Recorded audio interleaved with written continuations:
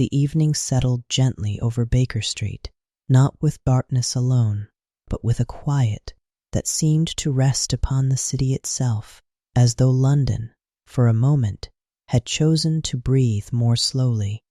A thin veil of fog drifted along the street below, softening the glow of the lamps, until each light appeared distant and calm, like something seen in a dream. Inside the familiar rooms of 2021B, the air was warm. A small fire rested in the grate, its glow steady, unhurried, casting long, slow shadows that moved across the walls and faded again without urgency. John Watson sat in his usual chair, a book open in his hands, though he had not turned the page for some time. The quiet was too complete, too comfortable, to disturb with movement. Across from him, Sherlock Holmes lay stretched upon the sofa, his long frame relaxed, his eyes half closed, as though his thoughts had drifted somewhere between attention and rest. The room carried the familiar scent of books, polished wood, and faint coal smoke, a scent that spoke of evenings much like this one, quiet, predictable, and gently unfolding. For a long while, neither man spoke.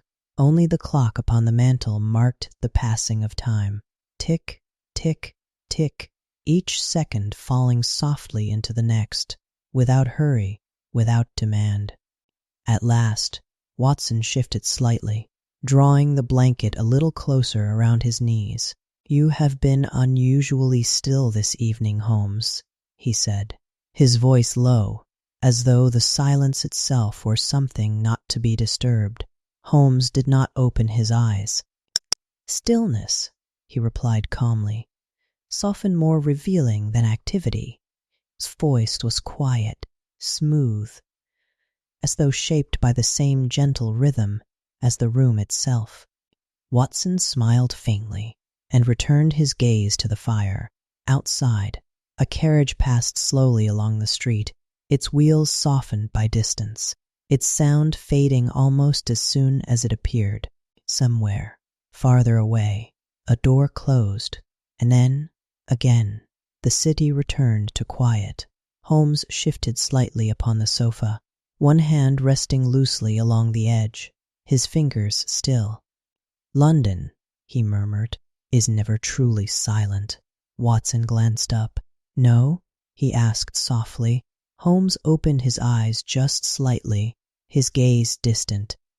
"It merely grows quieter, so that certain things may be heard more clearly." The words settled gently into the room, and for a time there was nothing more to add. The fire breathed softly, the clock continued its steady rhythm, and the night drew a little deeper around the windows. Then, without warning, though not abruptly, there came a sound, a knock. Not loud, not urgent, but clear enough to be heard, and patient enough to wait. Watson looked toward the door, though neither of them moved at once. Footsteps followed below, familiar, unhurried, Mrs. Hudson answering, a murmur of voices, too soft to distinguish, and then the sound of movement upon the stairs. Holmes sat up slowly, not with surprise, but with quiet interest, as though something long expected had finally arrived. A moment later, the door opened. Mrs. Hudson appeared, holding a card. "A gentleman to see you, Mr. Holmes," she said gently. Holmes rose, taking the card, his eyes moving over it with calm attention. He did not speak at once. Instead, he turned the card once in his fingers, as though considering not only what was written, but what had not been said. "Well?" Watson asked softly. Holmes handed him the card. Watson adjusted his spectacles and read. There was no name, only a message, written in careful hand, requesting a meeting and promising a matter of importance. Watson looked up.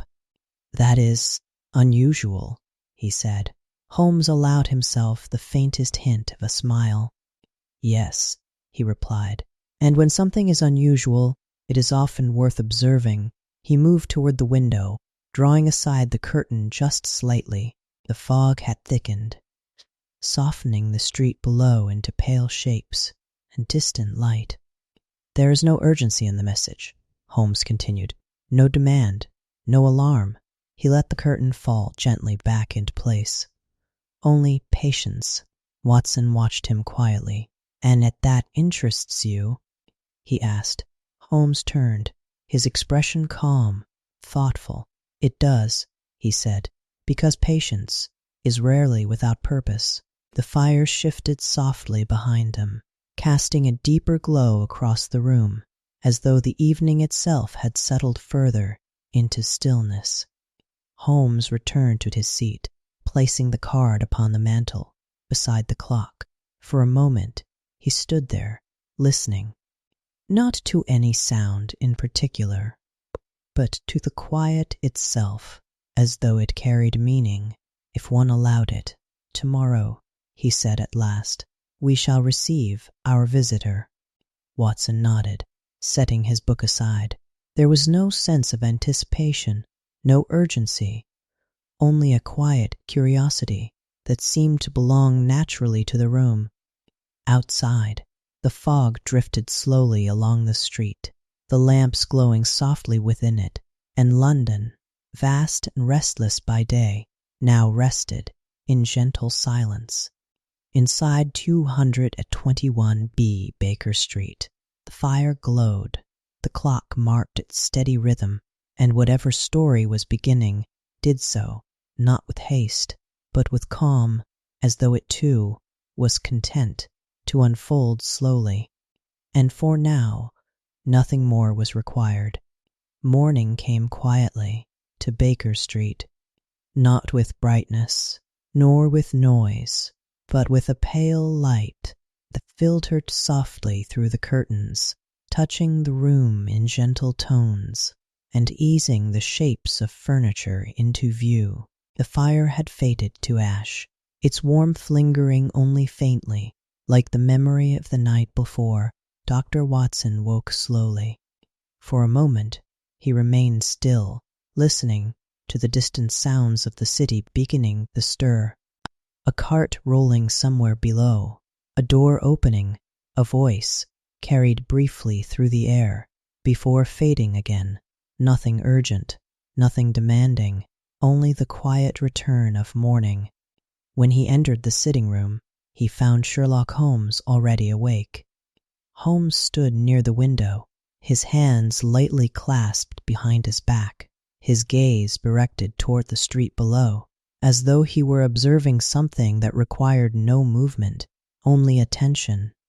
"You are early," Watson said, his voice still touched with sleep. Holmes inclined his head slightly. "The morning," he replied, "often reveals what the night conceals." Watson moved to the table, where Mrs. Hudson had already placed tea. The steam rose slowly from the cups, curling into the air, before disappearing. They spoke little. Holmes drank his tea with measured calm, his thoughts clearly elsewhere, yet untroubled. From time to time, his gaze drifted toward the mantel, where the card from the previous evening rested beside the clock.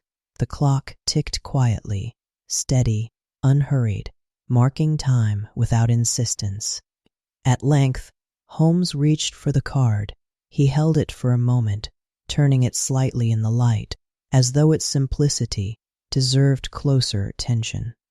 "There is something curious in this," he said, more to himself than to Watson. Watson looked up. "In what way?" he asked.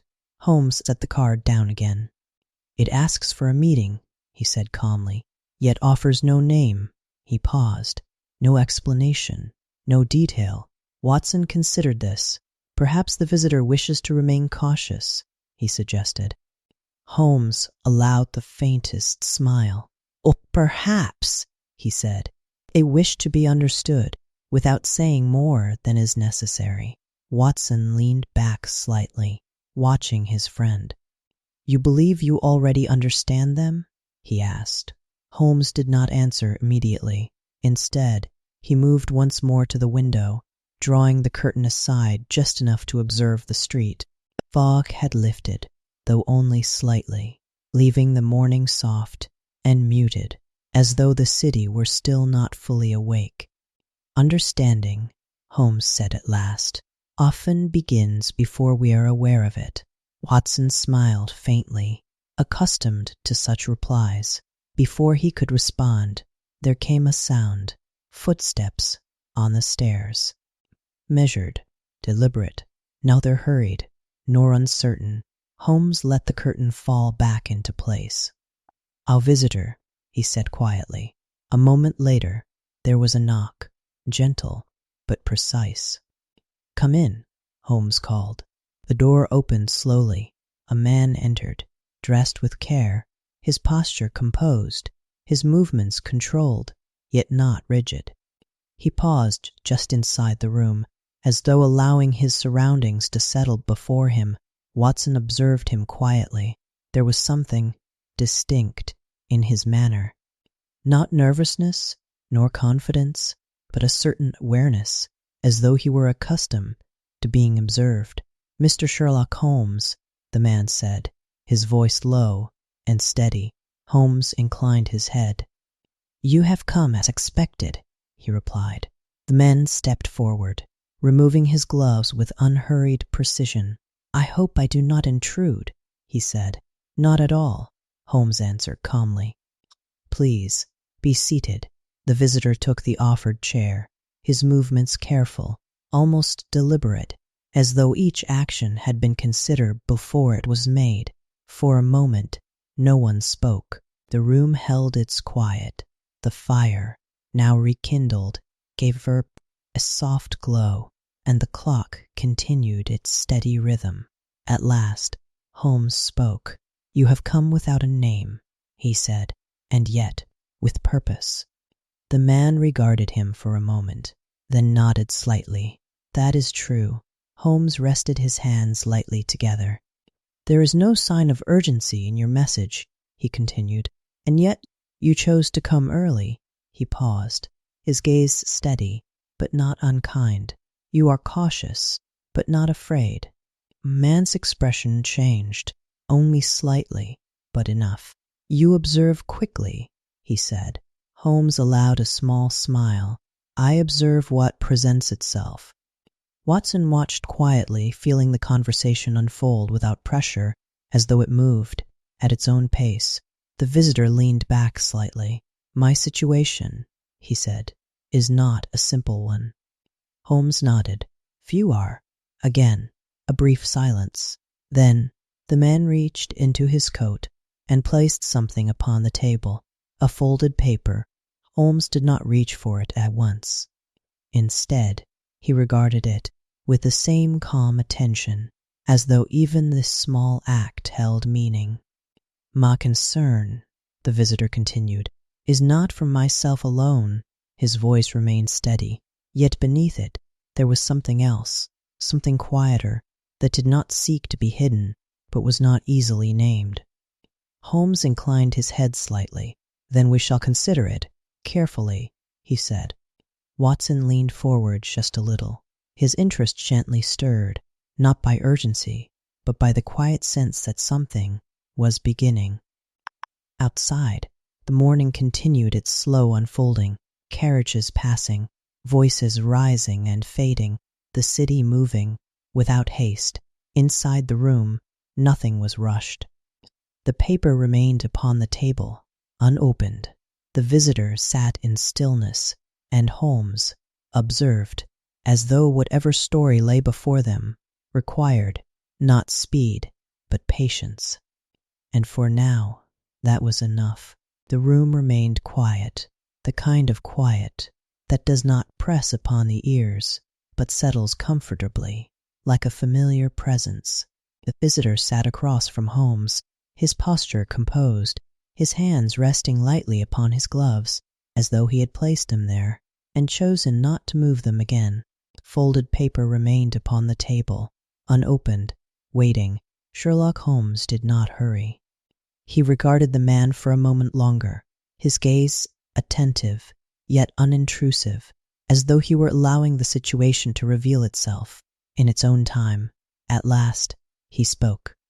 "You have taken care," he said calmly, "to conceal your name." The visitor inclined his head slightly. "That is correct." Holmes rested his hands together, his fingers lightly touching. "And yet," he continued, "there are certain things which are not so easily concealed." Watson watched as the visitor's expression shifted, not in alarm, but in quiet awareness. Holmes rose slowly, moving a few steps across the room, his movement unhurried, almost thoughtful. "You arrived early," he said, "but not too early." He paused near the window, the pale morning light falling softly across his face. "Your clothing is of excellent quality," he continued, "but chosen with restraint." The visitor remained still. Holmes turned slightly. "You are accustomed to command," he said, "but have chosen, for the moment, to set it aside." A brief silence followed. The clock ticked, steady, unchanged. Watson leaned forward slightly, his curiosity gently stirred, yet not unsettled. The visitor exhaled slowly. "You speak with confidence," he said. Holmes inclined his head. "I speak only of what is visible." The man studied him for a moment longer, then reached up and removed the mask he had worn upon entering. Watson blinked softly, not in surprise, but in quiet recognition, as the man's features were revealed. But there was a presence about him, a natural authority, not imposed, but carried as though it belonged to him without effort. "You are correct," the man said. His voice had changed, not in tone, but in weight, as though the removal of the mask had allowed something more natural to return. "I am not what I appeared to be." Holmes did not seem surprised. "You rarely are," he replied gently. The man allowed himself the faintest smile. "My position," he said, "requires discretion." Holmes inclined his head once more. "Of course." The man leaned back slightly, his hands now resting upon the arms of the chair, his posture more at ease, yet no less controlled. "I come to you," he continued, "because the matter concerns not only myself." He paused, as though choosing his words carefully. "My reputation." Watson listened quietly. There was no urgency in the man's voice, no fear, only measured concern, as though he spoke of something that had been considered many times in silence. Holmes returned to his seat. "The paper," he said gently. The man nodded. "Yes." Holmes reached for it at last, unfolding it with care, his eyes moving slowly across the page. Watson watched, not the paper, but Holmes, noticing how his expression remained calm, unchanged, as though nothing he read came as a surprise. When he finished, he placed the paper back upon the table. "There is a photograph," Holmes said. The man's gaze sharpened, just slightly. "Yes." "And it is in the possession," Holmes continued, "of a particular individual." The man inclined his head. "That is correct." Holmes rested his hands together once more. "And this photograph," he said, "is of importance because of its potential to be revealed." The man remained silent, but the quiet itself was enough. Watson felt the shape of the matter, not clearly, but gently forming, like something seen through mist. Holmes spoke again. "You do not fear the photograph itself," he said, "only what may be done with it." The man exhaled softly. "Yes." Holmes nodded, as though this confirmed something already known. "And the individual who possesses it," he continued, "is not easily persuaded." A faint pause. Then the man spoke a name. "Irene Adler." The name settled into the room, quietly, without disturbance, yet with the presence that lingered. Holmes repeated it softly. "Irene Adler," as though considering not the name alone, but everything that might be contained within it. Watson observed him closely. There was no change in Holmes' manner, no sign of excitement, only a quiet focus, as though a new piece had been placed into a pattern already forming. "She is remarkable," the man said. Holmes glanced toward him. "In what way?"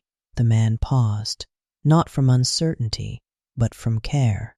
"She is intelligent," he said, "and independent." Holmes allowed the faintest smile.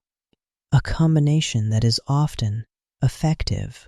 Watson leaned back slightly, his thoughts settling as the situation began to take shape.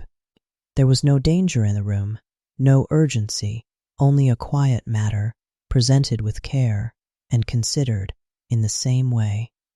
Outside, the morning continued its slow unfolding, the fog lifting little by little, revealing the city in soft detail. Inside 221B Baker Street, the fire glowed gently, the clock marked its steady rhythm, and the name Irene Adler remained in the air, not as a threat, but as something to be understood. And for now, that was enough. For a time, no one spoke. The name had settled into the room, quietly, as though it had been placed there with care, and was now allowed to rest. Irene Adler. Holmes remained seated, his hands lightly together, his gaze lowered, not in thought alone, but in that particular stillness which Watson had come to recognize as the beginning of understanding. The fire gave a soft sound, a small shift of embers, and then returned to its quiet glow. Watson leaned back slightly, allowing the silence to remain, for he knew that Holmes did not hurry, when something deserved patience. At length, Holmes spoke.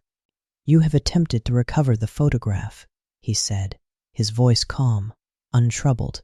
The visitor inclined his head. "I have." Holmes glanced up, his expression unchanged. "And you have not succeeded." The man allowed himself a faint breath, something between acknowledgement and acceptance. "No." Holmes rose slowly, crossing the room, not with purpose alone, but with quiet reflection. "The simplest methods have been tried," he continued, "and found ineffective." The visitor watched him carefully. "Yes." Holmes paused near the mantel, his fingers resting lightly upon its edge. "There have been attempts," he said, "to purchase the photograph." A brief silence. "And to retrieve it by other means." The man's expression did not change, yet there was no denial. Holmes turned slightly, the soft light of morning still lingering in the room. "She has resisted all such efforts." Again, the man inclined his head. "She has." Watson observed quietly, feeling the conversation unfold, not as an exchange of urgency, but as a careful placing of pieces, each one fitting, without force. Holmes returned to his chair. "And yet," he said gently, "you have not come here in haste." The visitor considered this, then spoke. "No, I have not." Holmes nodded. "Because the matter, while important, is not immediate." The man's gaze met his. "It would become so." The words were spoken quietly, but they carried a weight that did not disturb the room, only settled within it. Holmes leaned back slightly, his expression thoughtful. "There is time," he said. The visitor nodded. "A short time." Watson's eyes moved between them, the shape of the matter becoming clearer, yet never pressing, never demanding attention. Holmes spoke again. "You fear that the photograph may be used at a particular moment." "Yes, and that moment approaches." The visitor did not answer at once. Then, quietly, "Yes." The clock upon the mantel marked another second, and another, each one falling softly into place. Holmes glanced briefly toward it, then back to the man before him. "She has given no indication of her intentions." The visitor shook his head. "None." Holmes allowed a small pause, as though considering not only the facts, but the nature of the person involved. "You describe her as intelligent," he said. "Yes." "And independent." "Yes." Holmes inclined his head slightly. "Then it is unlikely that she acts without reason." Watson noticed the faint shift in the visitor's expression, not disagreement, but uncertainty. "That is what concerns me," the man said. Holmes's gaze remained calm. "Indeed." For a moment, the room returned to stillness. The fire breathed softly. The morning light grew just a little brighter, and outside, the city moved, unaware. Holmes reached for the folded paper once more, glancing over it again, not to read, but to consider. "This photograph," he said, "is it kept with her at all times?" The visitor hesitated, only briefly. "To the best of my knowledge, yes." Holmes nodded. "She does not trust others with it." "No." Holmes set the paper aside. "That simplifies the matter," he said. Watson raised an eyebrow slightly. "It does?" he asked. Holmes allowed the faintest smile. "Clarity is always a form of simplicity." Watson returned the smile, accustomed to such replies. The visitor leaned forward slightly. "You believe it can be recovered?" he asked. Holmes regarded him calmly. "I believe," he said, "that it can be located." The distinction was quiet, but clear. The man considered this, then nodded. "That would be enough." Holmes inclined his head. "Then we shall proceed with observation." Watson felt a sense of gentle movement, not urgency, but direction, as though the matter, having been placed before them, had begun to unfold. Outside, the last traces of fog had begun to lift, revealing the street below in clearer form, the lamps no longer distant, but steady and present. Inside 221B Baker Street, nothing had changed, and yet something had begun, not with haste, not with force, but with quiet attention. Holmes sat once more in stillness, his gaze thoughtful, his mind already moving, though no movement could be seen, and the name, Irene Adler, remained. Not as a problem, not as a threat, but as something curious, and for Holmes that was often enough. The conversation came, naturally, to a pause, not because it had ended, but because everything that needed to be said, for the moment, had been placed, quietly, into the room. Holmes remained seated, his posture relaxed, his gaze thoughtful, as though the matter before him required not action, but understanding. Watson poured another cup of tea, the movement slow, unhurried, the soft sound of porcelain fitting easily into the stillness. Across from them, their visitor sat, composed, his expression steady, yet no longer concealed. Whatever had been hidden had now been set aside, and in its place there remained only purpose. Holmes spoke at last. "You have told me of the photograph," he said, "and of the difficulty in recovering it." He paused. "But you have told me very little of the woman herself." The visitor inclined his head slightly. "She is difficult to describe." Holmes allowed the faintest smile. "Those who are most interesting often are." The man considered this, then spoke. "She was once known upon the stage." Watson looked up, his interest gently stirred. "A singer?" he asked. "Yes." "Of distinction?" The visitor nodded. "She was admired." The words were simple, yet they carried something more, not admiration, but recognition. Holmes leaned back slightly, his fingers resting together. "And now?" he asked. "She lives in London," the man replied. Independently, Holmes inclined his head. "Alone?" "Yes." Watson glanced briefly toward Holmes, noticing the quiet attention that remained constant, unchanging. Holmes spoke again. "Her habits?" he asked. The visitor paused, as though recalling details already considered many times. "She lists quietly," he said, "but not without movement." Holmes nodded slightly. "She is not easily watched." "No." The answer came at once. Holmes allowed a brief silence, as though acknowledging this. "And yet," he continued, "she has not attempted to hide." The visitor shook his head. "No." Holmes's expression remained calm. "Then she is confident." The man did not disagree. "Yes."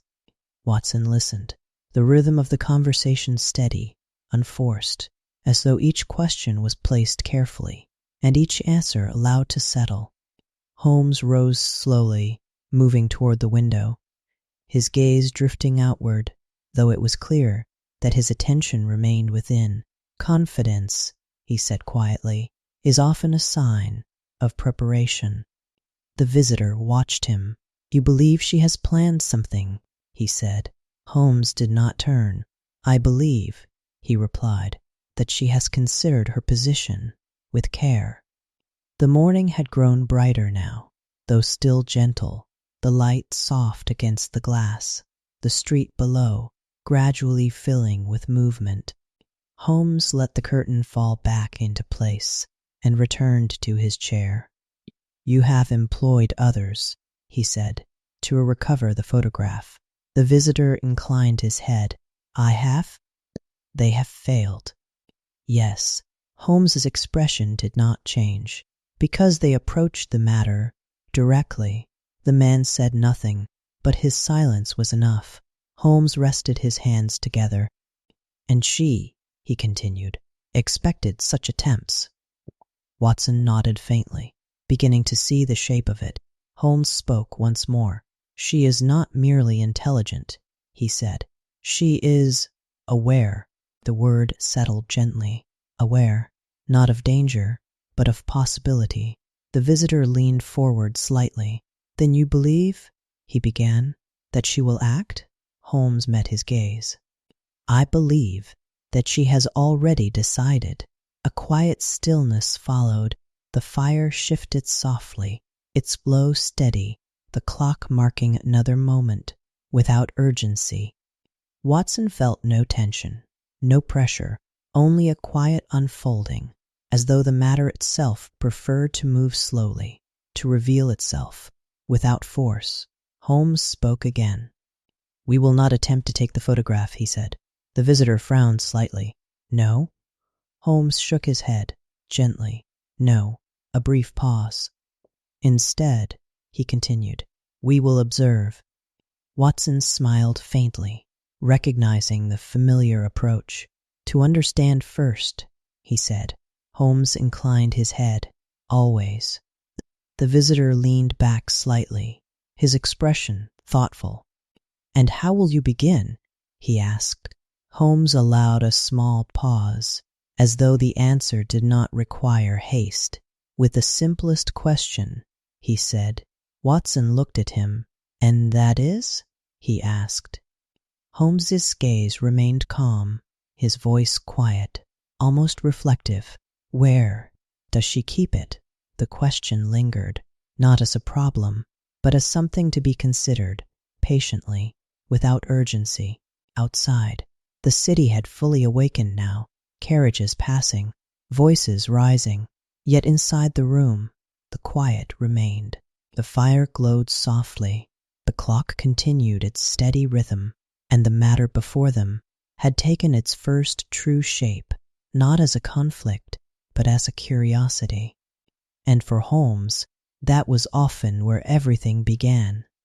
The morning moved gently forward, without haste, without urgency, as though the day itself had chosen slower rhythm.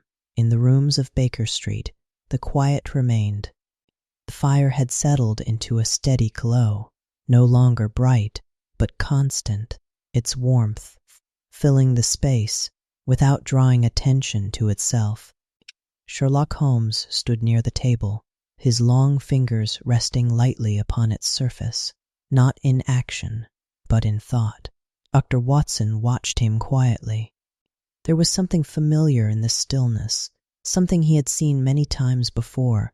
The moment, just before a plan began to form, Holmes did not hurry. He rarely did. Instead, he allowed the details to arrange themselves, not by force, but by patience. Across from them, their visitor sat in composed silence, as though he too understood that whatever came next would not come quickly. At length, Holmes spoke. "We must begin with observation," he said.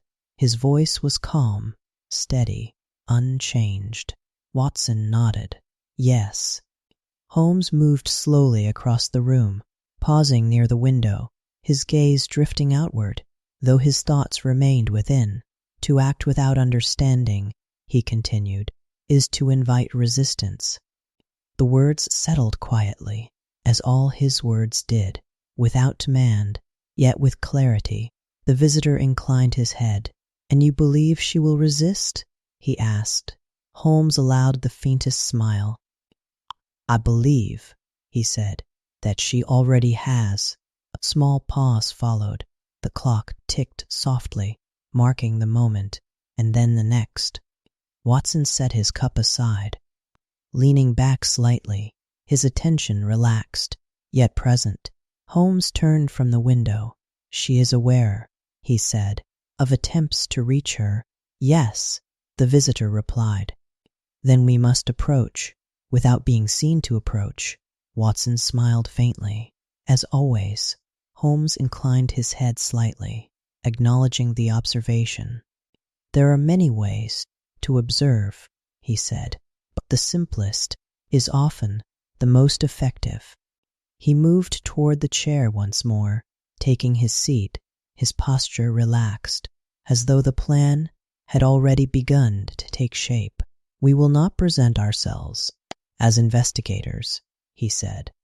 The visitor watched him carefully. "No," Holmes shook his head. "No." A brief silence. "We will present ourselves," he continued, "as something ordinary." The word lingered. Ordinary. Watson glanced toward him. "And what would that be?" he asked.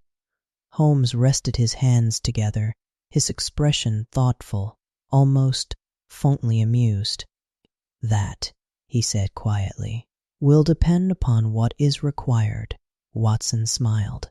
He had seen this before. Holmes did not choose his approach until he understood not only the situation, but the people within it. Outside, the city continued its steady movement, carriages passing, footsteps along the pavement, voices rising and fading, all of it part of a rhythm that required no attention. Holmes reached for the card once more, glancing at it briefly, then setting it aside. "We must see her," he said. The visitor leaned forward slightly. "Directly?" Holmes shook his head. "No." A small pause. "Indirectly." Watson nodded slowly. "To observe without being observed." "Yes."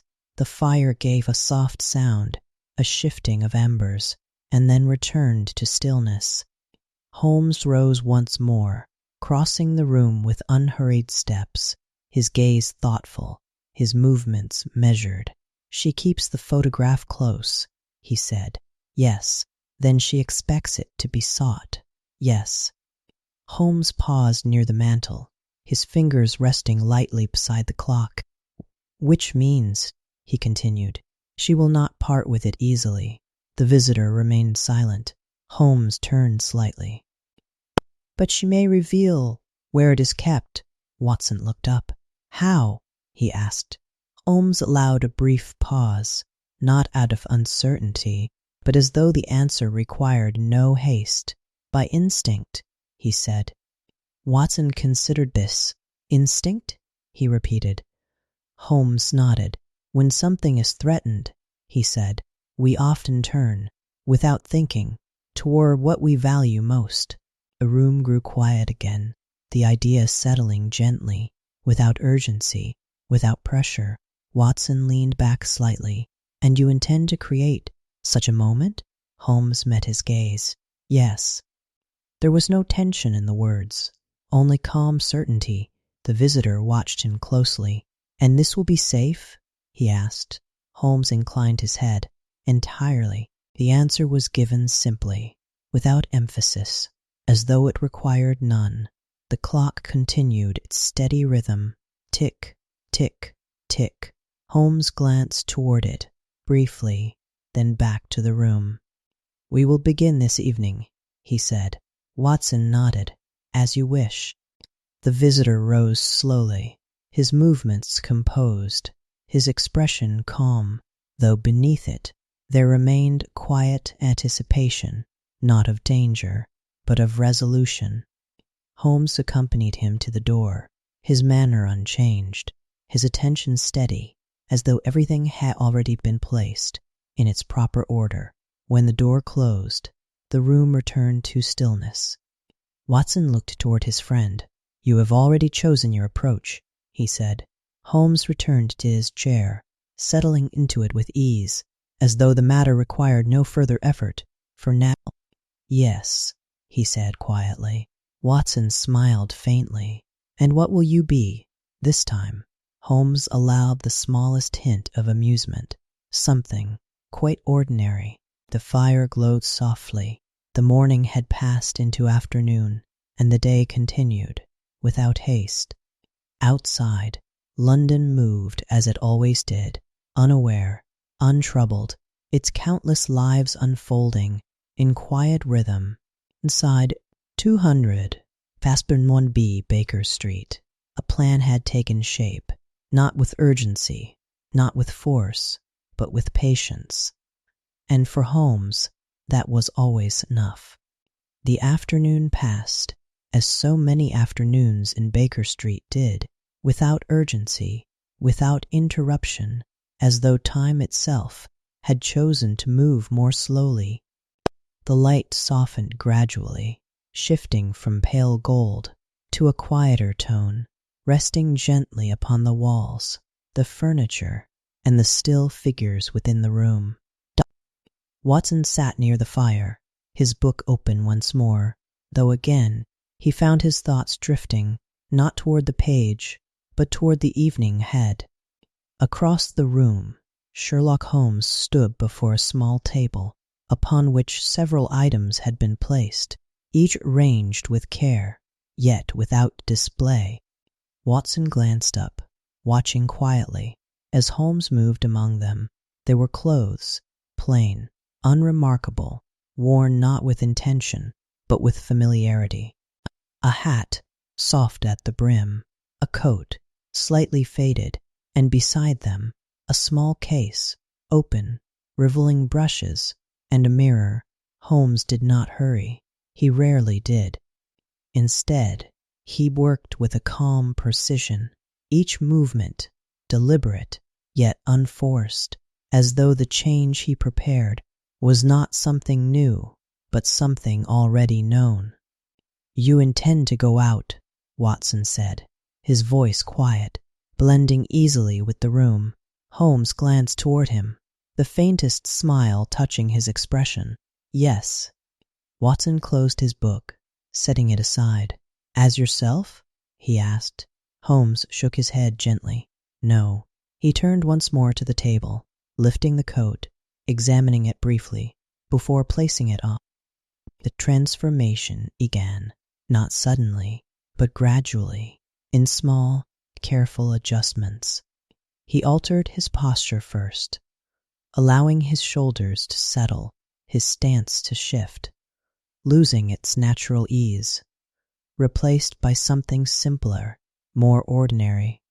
Then his expression, the sharpness of his gaze softened, the clarity of thought quietly concealed, until what remained was something less distinct, less noticeable. Watson watched, not with surprise, but with quiet familiarity. He had seen this before, and yet it never lost its interest.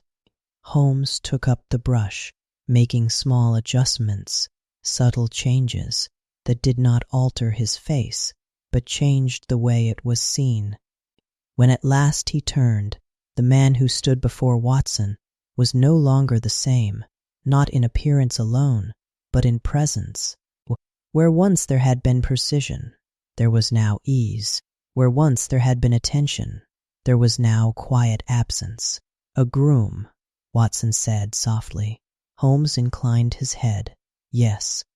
There was no trace of amusement, only calm acknowledgement. Someone who passes without notice, he said. Watson smiled faintly. And observes everything, he added. Holmes did not reply, but the silence itself was enough. The room grew a little dimmer as the light outside began to fade, the day giving way to evening.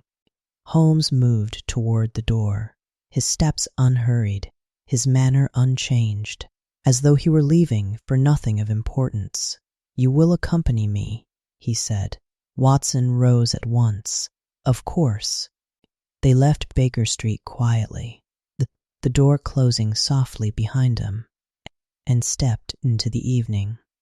The air was cool, yet not cold, the last of the daylight lingering, though gently fading. The streets were calm, not empty, but unhurried, people moving with quiet purpose, their footsteps blending into the rhythm of the city. Holmes walked without drawing attention, his pace steady, his presence unremarkable. Watson followed beside him, his gaze drifting from time to time, yet never fixed. There was no need to search, no urgency, only observation. They moved through the streets, turning occasionally, without haste, until at last Holmes slowed. "This is the place," he said quietly.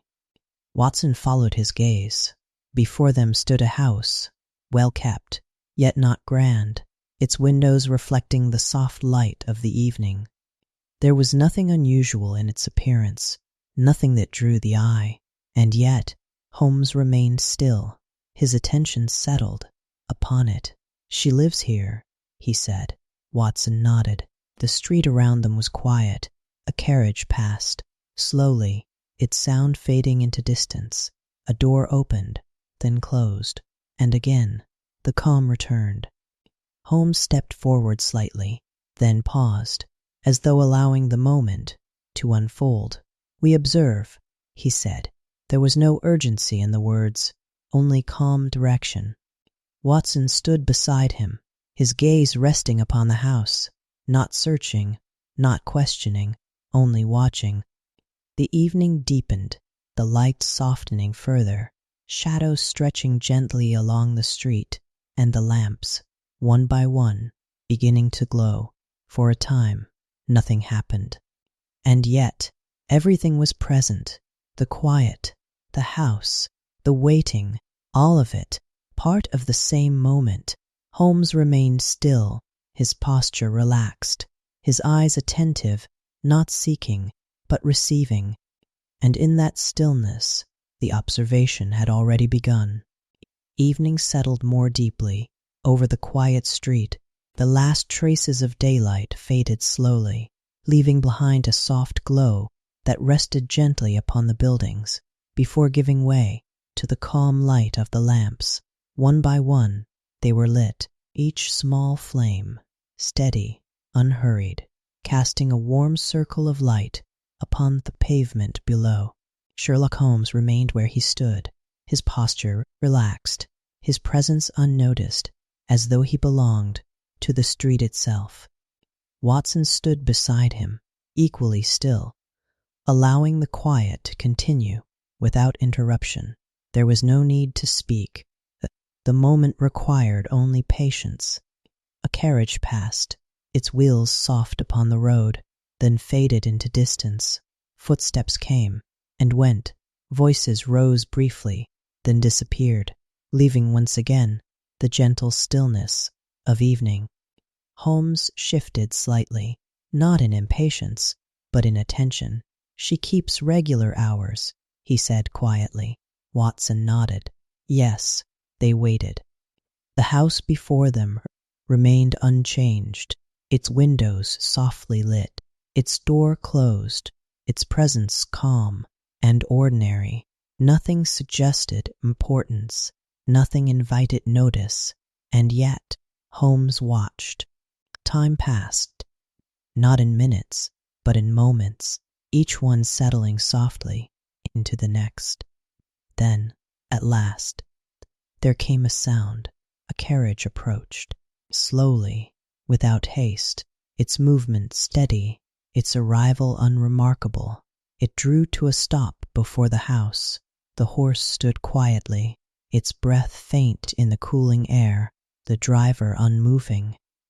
Holmes did not turn. He did not step forward. He remained exactly as he was, only his attention shifting with quiet precision. The door of the carriage opened, and from within a figure emerged. Watson watched, his gaze calm, unhurried, as the woman stepped lightly onto the pavement. There was no display, no unnecessary movement, only a natural ease, as though the act of arrival required no effort at all. She paused briefly, not to look about, but simply to settle, before moving toward the door. The lamplight touched her face, softly, revealing features composed, clear, and self-possessed. There was nothing exaggerated, nothing that sought attention, and yet she could not be overlooked.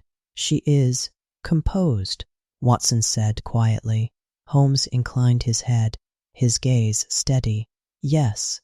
The woman reached the door, her movement smooth, unhurried, as though she followed a rhythm entirely her own. A servant appeared, opening the door, and she entered, without pause. The door closed softly behind her. The street returned to stillness. For a moment, nothing moved. The carriage remained. Then slowly it departed, its sound fading into distance. Holmes did not move. His gaze remained upon the house, not searching, but observing. Watson glanced toward him. "You have seen enough?" he asked. Holmes did not answer at once. Instead, he allowed the moment to settle, the quiet to return, the street to resume its gentle rhythm. "At first glance," he said. "Yes." Watson waited. Holmes spoke again. "She moves with certainty," he said, "and without hesitation." Watson nodded. "Yes. There is no sign of caution," Holmes continued. "No attempt to avoid notice." A small pause. "And yet she is aware." Watson considered this. "How can you tell?" he asked. Holmes allowed the faintest smile. "Because she does not look," he said. "Yet she sees." The words settled quietly, like everything else, without emphasis, yet with clarity. Watson glanced once more toward the house. "She does not appear concerned," he said. Holmes inclined his head. "No." A brief silence followed. The lamps flickered softly, the night deepening around them, the street calm and undisturbed. Holmes stepped back slightly, his attention shifting, not away from the house, but beyond it. "We will remain," he said. Watson nodded. There was no urgency, no sense of pursuit, only continued observation, gentle, unforced. Time passed. A man walked by, his step steady. A window opened briefly, then closed. Somewhere, a distant sound carried through the air before fading again. The house remained quiet, yet it was not empty. Holmes watched with the same calm attention, as though the stillness itself held meaning. "She is not alone," he said at last. Watson looked toward him. "You are certain?" he asked. Holmes inclined his head slightly. "The pattern of movement," he said. "The timing of the carriage." He paused. "It suggests expectation." Watson nodded slowly. "And we wait," he said. Holmes allowed the faintest smile. Yes, they stood together in the quiet evening, the house before them, unchanged, the lamps glowing softly, the city moving without haste. There was no tension, no urgency, only the gentle unfolding of something yet to be revealed. And in that stillness, Holmes observed, the night had settled fully now, not suddenly, but in the same quiet way as everything else that evening, slowly, gently, without drawing attention to itself. The lamps along the street burned steadily, their soft light resting upon the pavement, casting long, quiet shadows that did not move unless something passed through them. Sherlock Holmes remained where he stood, his posture unchanged, his presence still unnoticed, as though he had always been there. Watson stood beside him, his gaze calm, his thoughts unhurried, allowing the moment to continue. The house before them was silent. Its windows glowed softly, suggesting life within, yet offering nothing more. Time passed, not marked by minutes, but by small details, the faint sound of distant wheels, a passing figure, the soft shift of air along the street. Then, as before, there came the sound of a carriage. Holmes did not turn. He did not need to. The sound approached slowly, its rhythm steady, unforced, until it came to rest, not far from where they stood. Watson watched quietly as the carriage drew near the house and stopped. The horse stood still, its breath faint in the cool air, the driver unmoving, as though accustomed to waiting. For a moment, nothing happened. Then the door opened. A man stepped down. His movements were quick, but not hurried, decisive, yet controlled. He closed the carriage door with care, not loudly, but firmly, and turned toward the house. Holmes shifted, only slightly. "He knows where he is going," he said softly. Watson nodded. "Yes." The man moved toward the door, his steps measured, direct, as though the path required no thought. There was no hesitation, no pause. He reached the door and knocked, not loudly, but with certainty. Within a moment, the door opened. Light fell briefly across him, revealing a face composed, alert. Then the door closed again. The street returned to stillness. Watson glanced toward Holmes. "A visitor," he said. Holmes inclined his head. "Yes." There was a brief silence, the quiet settling once more, the lamps steady, the night calm. "He arrives with purpose," Holmes said, his voice low, as though speaking to the moment, rather than to Watson. Watson considered this. "He was expected," he said. Holmes allowed the faintest smile. "Yes." They remained where they were, not moving, not approaching, only observing. Time passed. The house remained unchanged, its windows glowing softly, its presence calm, as though nothing within it had altered. Yet something had. Holmes watched. Watson waited. And the night continued, in quiet rhythm. At length, there came movement. The door opened once more. The same man emerged. He paused briefly, as though gathering his thoughts, then stepped down onto the pavement.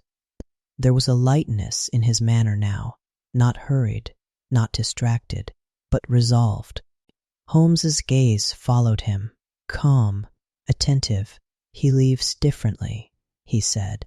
Watson nodded. "Yes." The man moved quickly toward the carriage, yet without haste, his actions clear, decided. He stepped inside, the door closed, and the carriage began to move, its wheels soft upon the road, its sound fading gradually into the distance. Again, the street was still. Watson turned slightly. "You find this significant?" he said. Holmes remained quiet for a moment, as though allowing the observation to settle. "Yes," he said at last. "In what way?" Watson asked. Holmes's gaze rested once more upon the house. "He came with purpose," he said, "and left with certainty." Watson considered this. "You believe something was decided," he said. Holmes inclined his head. Yes, the words were simple, but they carried quiet clarity, not urgency, not tension, only understanding. Watson looked once more toward the house. "And what does that suggest?" he asked. Holmes allowed a small pause. "That we are not the only ones who consider the future." The street remained calm, the lamp steady, the night deepening. Without change, Holmes stepped back slightly, his attention easing, not ending, but shifting.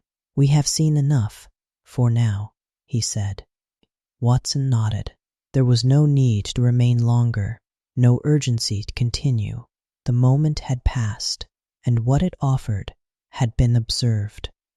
They began to walk slowly along the street, their steps unhurried, their presence unnoticed.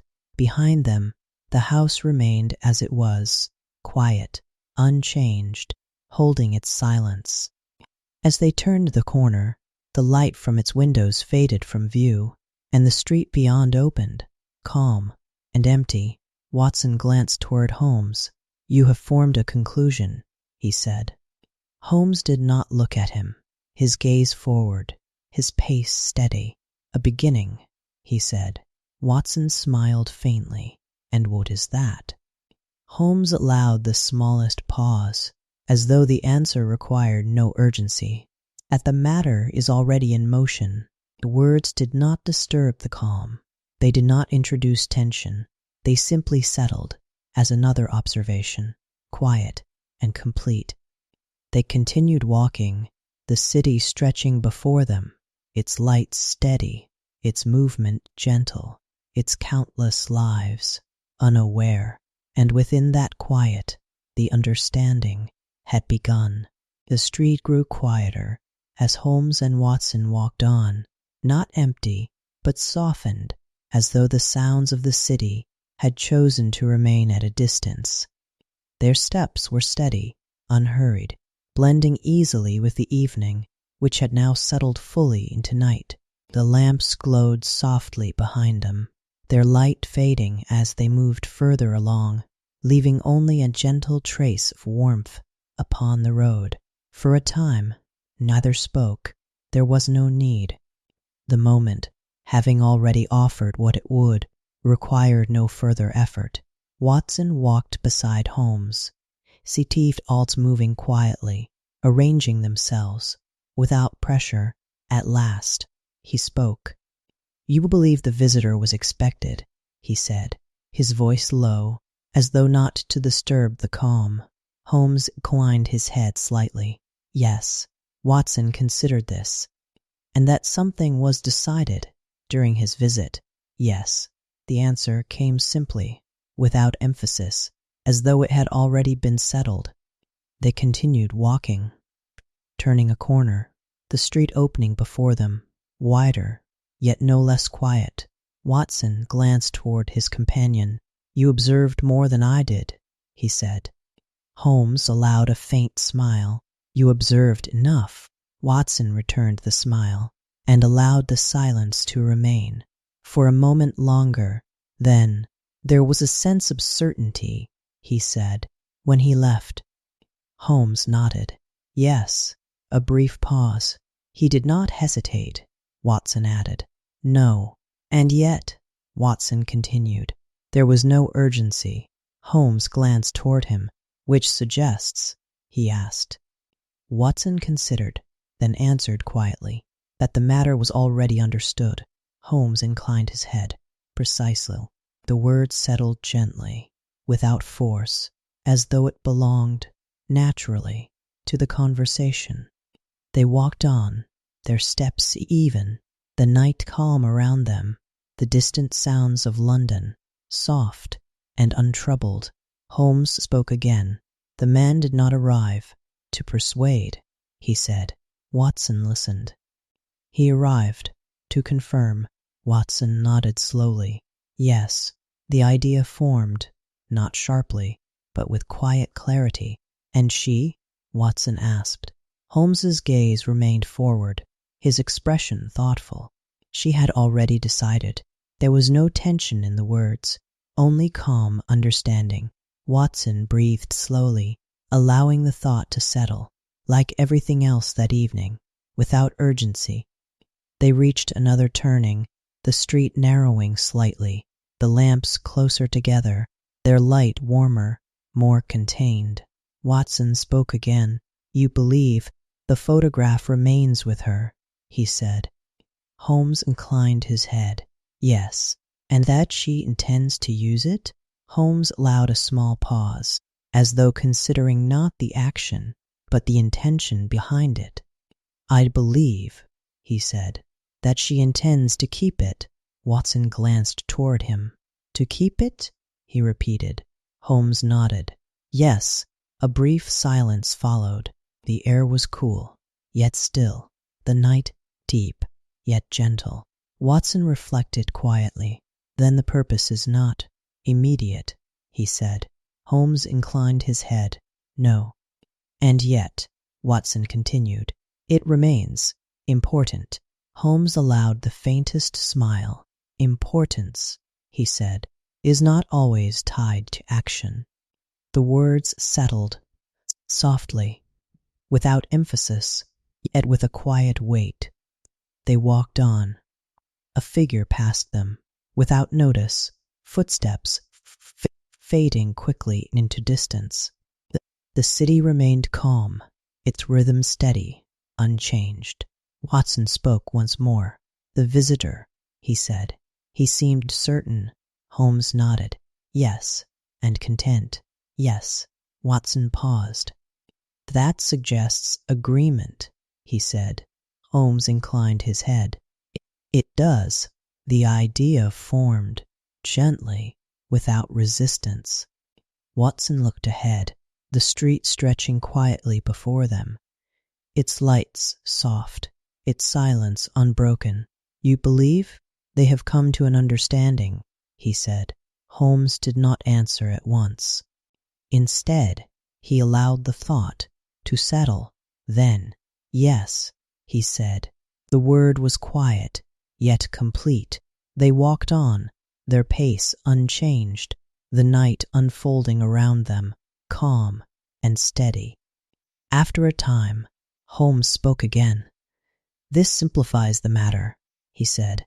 Watson glanced toward him. "How so?" Holmes's expression remained thoughtful.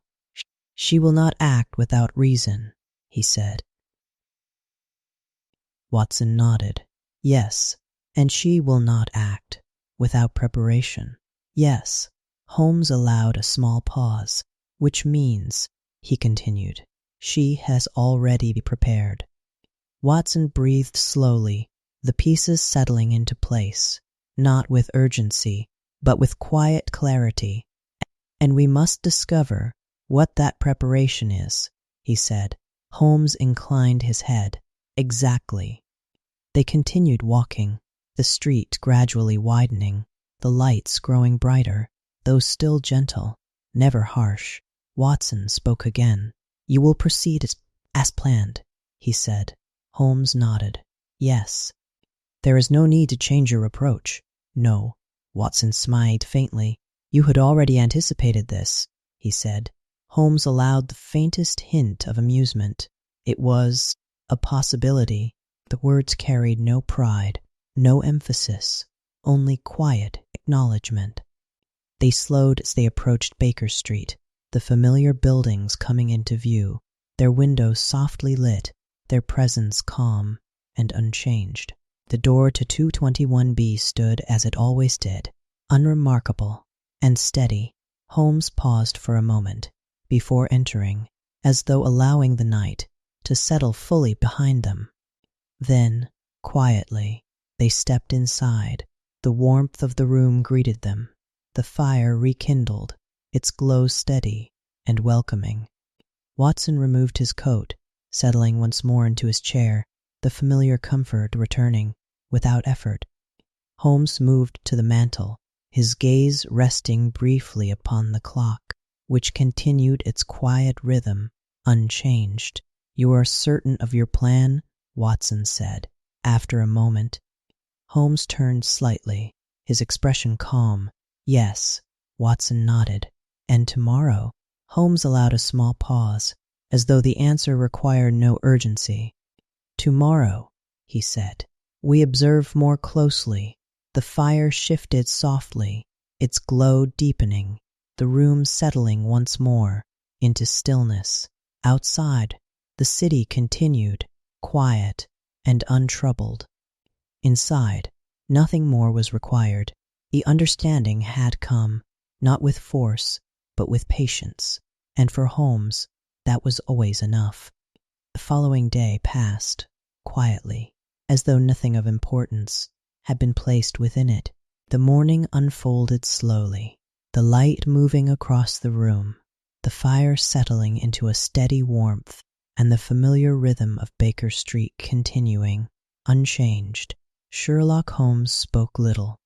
He moved at times from chair to window, from window to table, never hurried, never restless, as though the plan, once formed, required no further shaping. Watson observed him quietly, accustomed to this stillness, and to what it often meant. Outside, the city moved as it always did, carriages passing, voices rising and fading, the countless lives of London continuing without awareness. As afternoon gave way to evening, the lights softened once more, the edges of the room growing gentle, the shadows lengthening and then settling. Holmes stood near the table, dressed now in the same simple attire as the evening before. The transformation had returned, not suddenly, but with the same quiet precision. His posture altered, his manner softened, the sharpness of his presence gently concealed.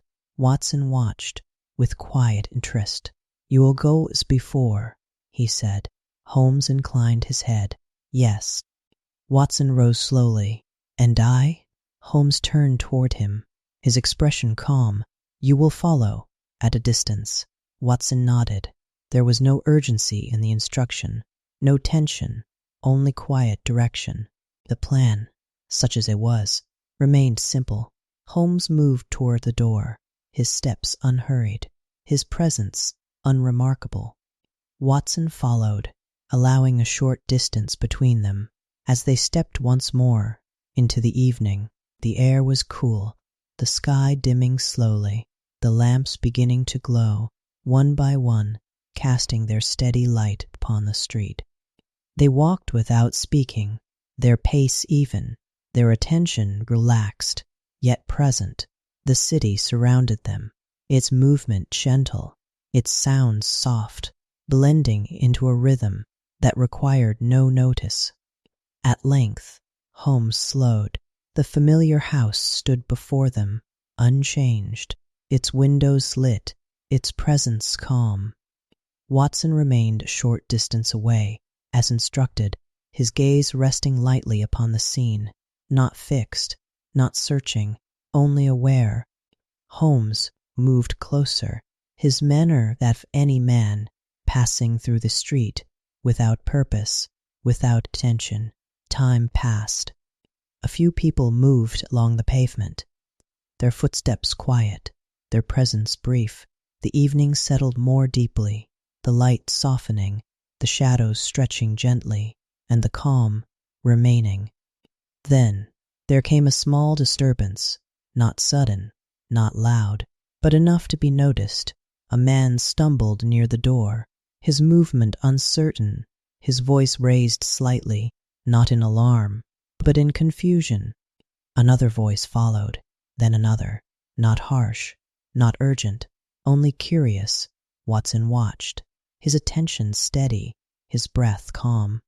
Holmes was among them now, his presence unremarkable, blending easily, as though he had always been there. The small gathering grew, not large, but sufficient, a few figures drawn together by nothing more than momentary interest. A door opened.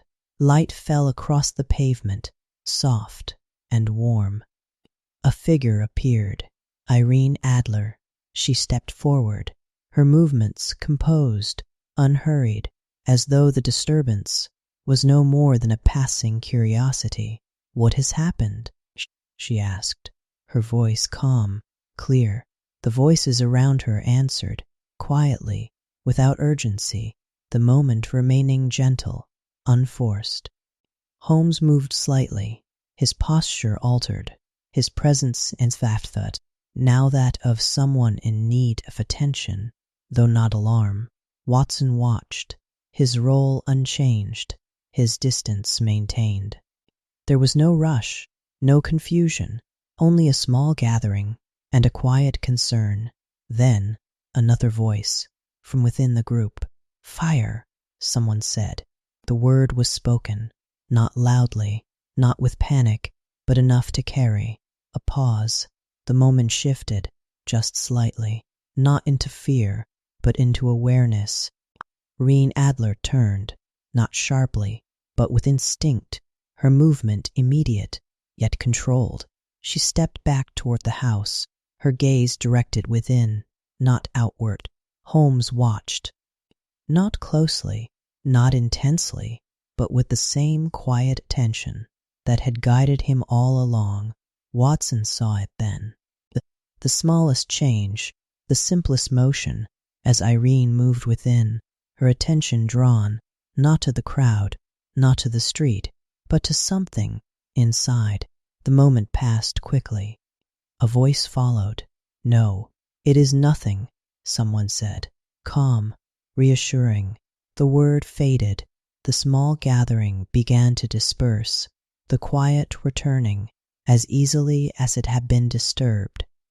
Irene Adler stepped once more to the doorway, her expression composed, unchanged. She looked briefly toward the street and withdrew. The door closed, the light softened, and the moment was gone. Holmes remained where he stood, his posture relaxed, his presence, once again, unremarkable. Watson approached slowly, his steps unhurried, his gaze calm.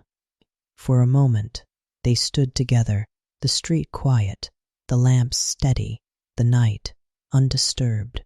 "You saw," Watson said softly. Holmes inclined his head. "Yes." There was no excitement in the word, no urgency, only quiet certainty. Watson glanced toward the house. "She turned at once," he said. Holmes nodded. "Yes." A small pause, and she did not hesitate. No. The observation settled gently, complete and sufficient.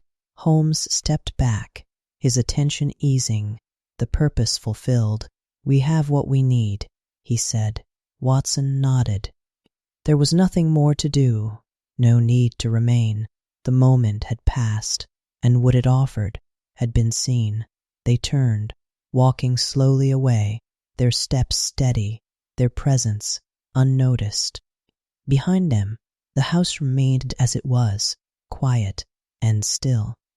And within it, the answer had been found, not through force, not through haste, but through the simplest of things, a moment and a glance. The street remained quiet. As Holmes and Watson walked away, the small gathering had faded, the voices gone, leaving behind only the soft glow of the lamps and the steady calm of the evening. Their steps were unhurried, their pace easy, as though nothing of importance had taken place. For a time, neither spoke. The moment, having passed, required no words. The city moved around them, in its familiar rhythm, carriages in the distance, footsteps along the pavement, a door closing somewhere, then silence again. Watson walked beside Holmes, his thoughts settling slowly, arranging themselves, not sharply, but with quiet clarity. At last, he spoke. "You have found it," he said, his voice low, gentle. Holmes inclined his head. Yes. The answer was simple, without emphasis, as though nothing more was required. Watson glanced toward him. "And it was as you expected," he said. Holmes allowed the faintest smile. "Yes." They turned into Baker Street, the familiar buildings coming into view, their windows softly lit, their presence calm, unchanged. The door to 221B awaited them. Quiet and steady, they entered without haste, the warmth of the room returning at once, the fire glowing gently, its light soft and constant. Watson removed his coat, settling it to his chair, the comfort of the room welcoming and familiar. Holmes moved to the mantel, his gaze resting briefly upon the clock, which continued its quiet rhythm, unchanged, as it always was. "You will explain," Watson said, after a moment. Holmes turned slightly, his expression calm. "There's little to explain," he said. Watson smiled faintly. "There's always something," he replied. Holmes inclined his head, acknowledging this, and took his seat. "The reaction was immediate," he said, his voice steady, not hurried, as though he spoke not of an event, but of something simple and natural. Watson listened. "She did not look to the street," Holmes continued, "nor to the crowd." He paused. "She turned inward."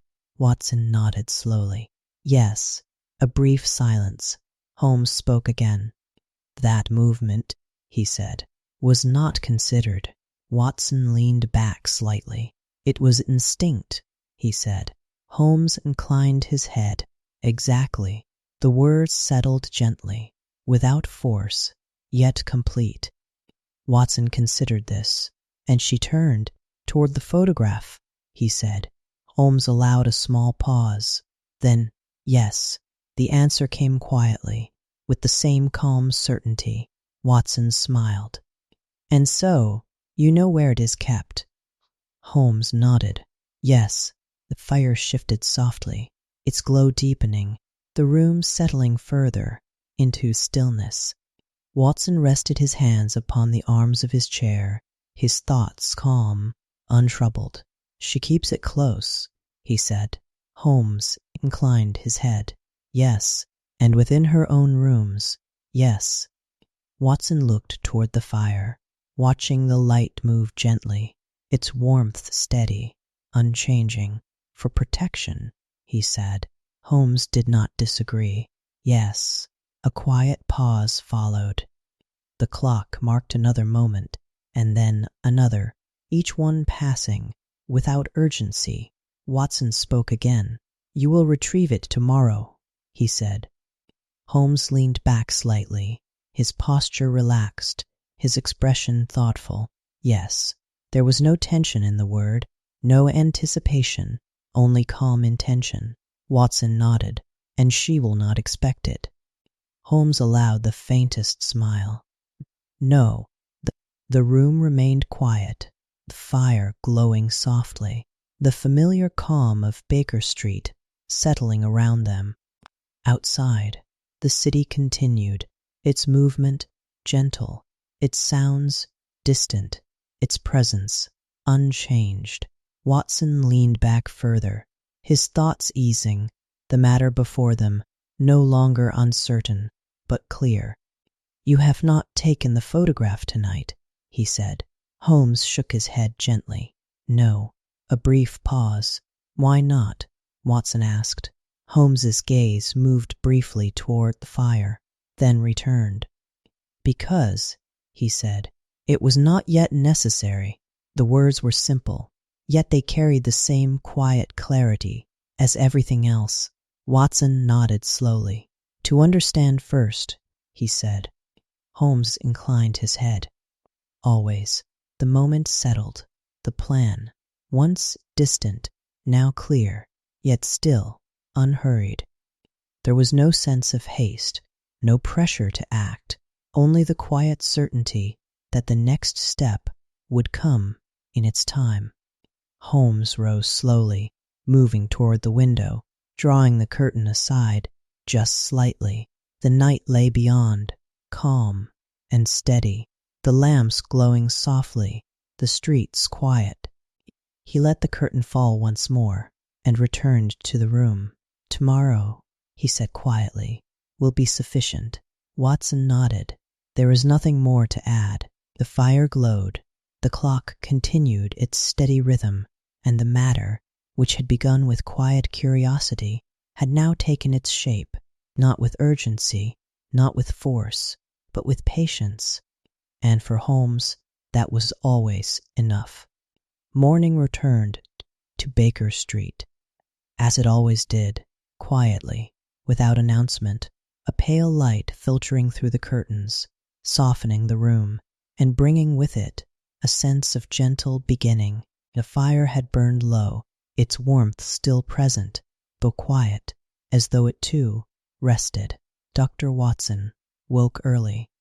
There was a calm in the air, a stillness that suggested something had already been decided and required no further thought.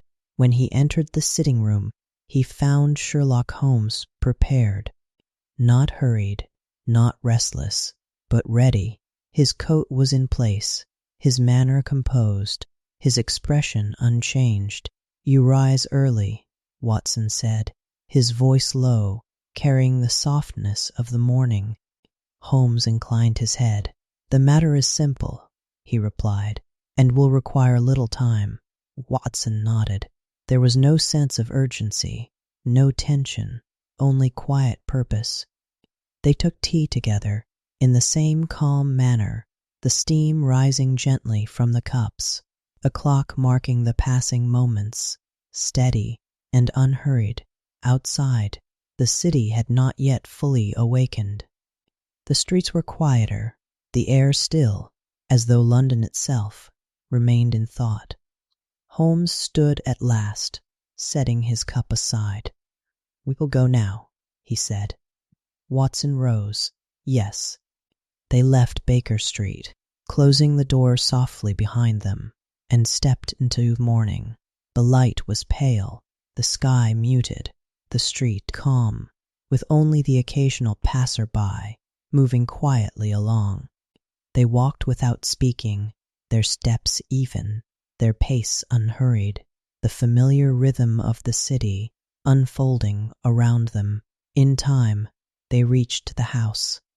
It stood as before, quiet, unchanged, its windows still, its presence calm. Holmes paused briefly, his gaze resting upon it, not searching, but observing. "She has not yet left," he said quietly. Watson nodded. The moment required no further thought. Holmes approached the door, the manner composed, as though he came with no purpose at all. He raised his hand and knocked. The sound was gentle, clear, and patient. A pause, then footsteps within. The door opened. A servant stood there, his expression neutral, his manner attentive. Holmes spoke quietly, his tone calm, unremarkable. Watson watched, standing slightly behind, his presence unobtrusive. There was no resistance, no question, only a brief exchange, and then they were admitted. The house was still, not empty, but quiet, the air calm, the light soft, filtering gently through the rooms. Holmes moved with ease, his steps measured, his gaze attentive, yet unhurried. There was no sense of intrusion, only quiet presence. Watson followed, allowing the silence to remain. As they passed through the hall and into the sitting room, it was as Holmes had expected. Everything was in order, nothing disturbed, nothing out of place. The room held its calm, its quiet, as though nothing within it had ever been hurried. Holmes paused. His gaze moved slowly from one detail to another, not searching, but observing. Then, with the same quiet certainty, he stepped toward a small recess near the wall. Watson watched. There was no hesitation, no uncertainty. Holmes reached forward, his hand moving with calm precision, and opened it. Within, there was nothing. The space remained empty. Holmes did not move at once. He stood as he was, his hand still, his gaze steady, as though the absence itself required a moment. Watson stepped closer. "It is not there," he said quietly. Holmes withdrew his hand, closing the panel gently, his expression unchanged. "No," he said. The word was calm, untroubled. Watson looked at him. You were certain, he said. Holmes inclined his head. Yes. A brief silence. The room remained still, the light soft, the air unchanged. Watson spoke again. Then she has moved it, he said. Holmes turned slightly, his gaze thoughtful, not disturbed, not hurried. Yes, there was no frustration in the word, no urgency, only quiet acknowledgement. Watson considered this. When? He asked. Holmes allowed a small pause, as though the answer had already formed. After last night, he said. Watson nodded slowly. She understood, he said. Holmes inclined his head. Yes, the realization settled gently, not as a failure, but as something to be understood. Watson looked around the room once more, its calm unchanged, its silence complete.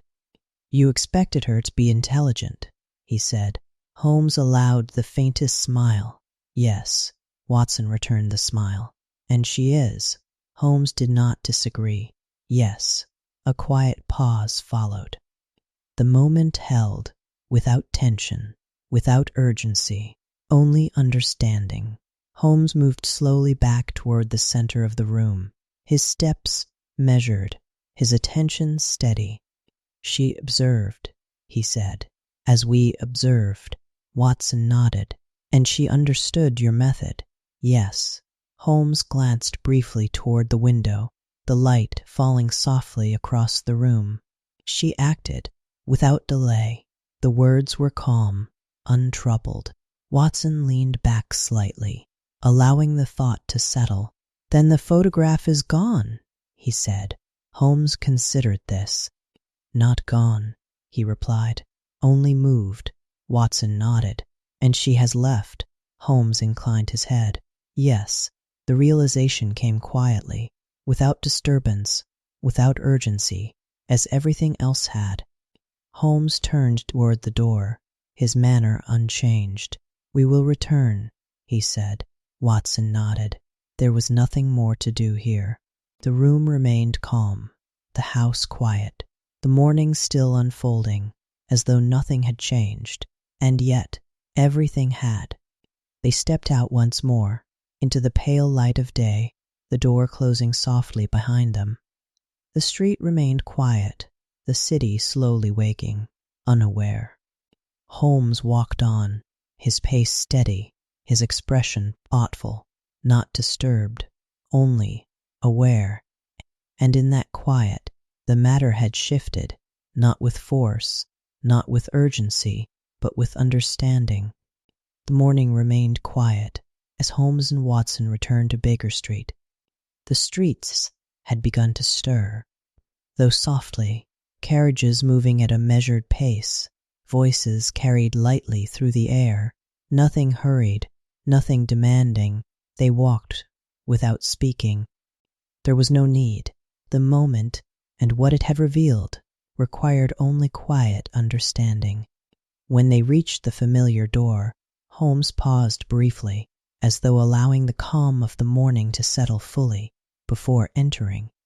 Inside, the room welcomed them, as it always did, the fire steady, the air warm, the clock marking its gentle rhythm. Watson removed his coat, settling into his chair, his thoughts still, yet quietly engaged. Holmes moved to the mantel, his gaze resting upon it, not searching, but observing. Then, with the same calm attention, he reached forward. There, resting upon the surface, was an envelope.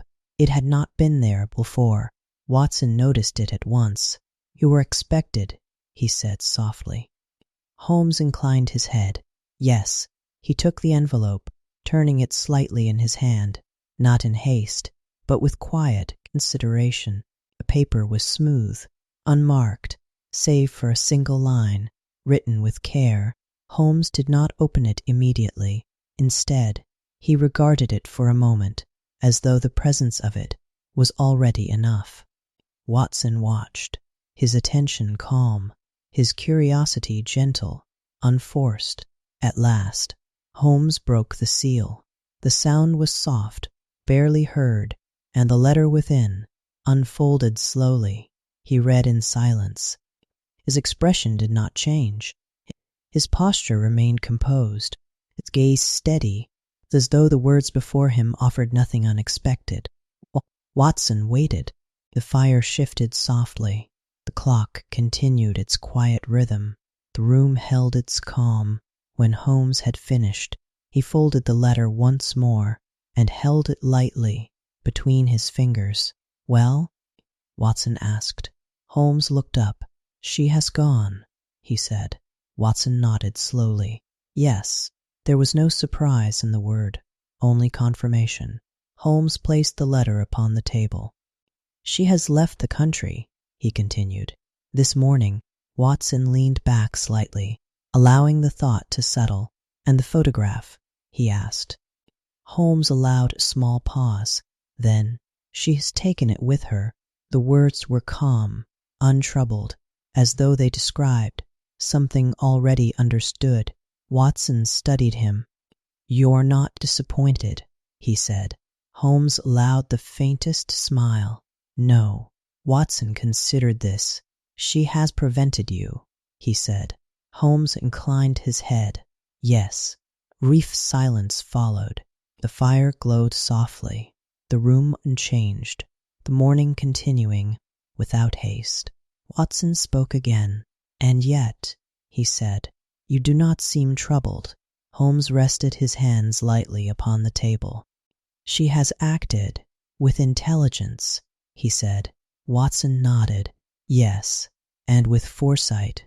"Yes." Holmes glanced briefly toward the window, the light falling gently across the room. "She understood the situation completely." Watson smiled faintly. "And she understood you."